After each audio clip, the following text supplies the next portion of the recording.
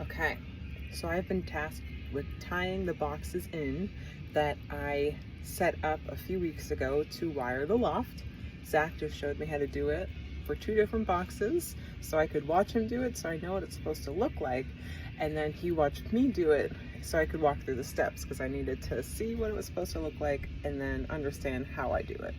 And so I'm going to attempt to film myself to document this very exciting time, as this is my loft.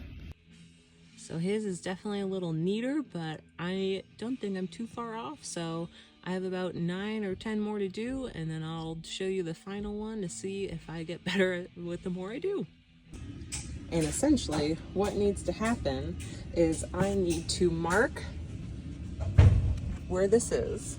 So I take a marker so it's nice and tight with the box. I'm going to do that to this one as well. And also, I don't know how to film and do this at the same time. I then have to pull the wire out to then measure like a finger's width because it needs to be that length when you pull it inside. So I don't want to strip too much of the wire. So now I'm going to strip it. I wanted to make sure I gave myself enough slack. So I'm using these wire cutters for 14.2, which is the size of the wire, to leave this mark thing. And then essentially you have to twist it from side to side to break the casing. So I'm going to do that. We broke the casing and now I'm going to feed it back through the box. All right, we fed it through the box and now I need to make sure this is at the center because this is an exterior facing wall, and when they do the siding and things, nails can prod out and we don't want to hit this wire. So in order to protect it, I need to use one of these guys so it'll look similar to the other box. All right, so now that's in, and we are going to strip the wires. So we're going to pull the casing off that I cut up to loosen. So satisfying. And then the ground wire, which is copper, is covered in paper for whatever reason Zach told me. So then you take that off, so then that's exposed.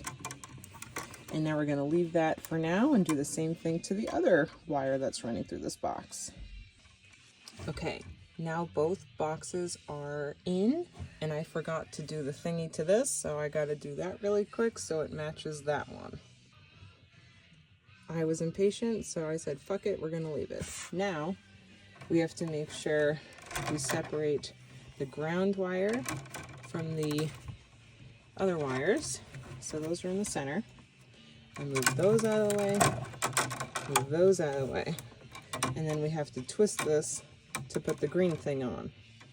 And I'm going to do that and show you in a second. So we twisted it, and Zach said to leave it like this amount distance. So then I'm going to cut the shorter length of the two for whatever reason, and that's this one. So I'm going to get rid of that. This green guy then has copper in it, I believe, and we feed it through the copper wire. So you get awful filming for it now. So once that's on, you twist, twist, twist, and I'm really going to build my forearm string because I have no finger grip string, so you do that. And then now we're going to make sure all the other wires are the same length, so I'm going to measure that and cut them. Before I cut the other wires, I needed to coil this, and the green thing needs to be pushed down for whatever reason and shoved in the box. So I'm going to cut these so they're all the same length, and then we'll shove it in the box. Okay, so the copper and green thing are facing down and shoved in. These are now the same length and starting to coil in, and then I'm going to use the hammer to shove it into place.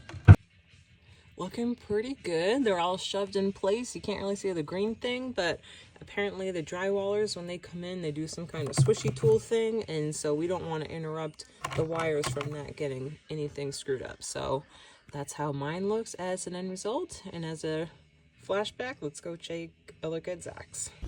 So this is the box that Zach tied in, and as you can see, it's neatly nailed in and everything is accurate and correct. And that's what we want most of them to look like.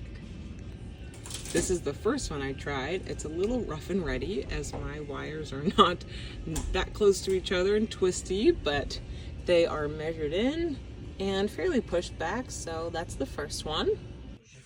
So this is the third box I did by myself. It's a better nailed on the wall for this one than that janky guy. It's coming off the wall. And then it looks pretty clean in there, all shoved in. The green thing is facing down. There's not too much slack, so the next one might be a little challenging, but we go to the next one. Okay, so this is the final product. This is where we started, and we fed it through to the second one. Then we go to the third one, and that's done pretty well. And then it snaked through to this knee wall. We got the fourth one, fifth one, and I'm low-key think I did the last one wrong because there is only one side because it's the last outlet on this wall. So we'll see what I have to fix, but that's the final product. And then we'll back up and you can get the whole thing. And yeah, and then Zach will do this side for the closet and bringing power to the rest of it. Okay, I feel pretty confident about doing 6 or 7 of these. It took me about 2 hours. So now we're gonna see Zach do it in like 2 seconds.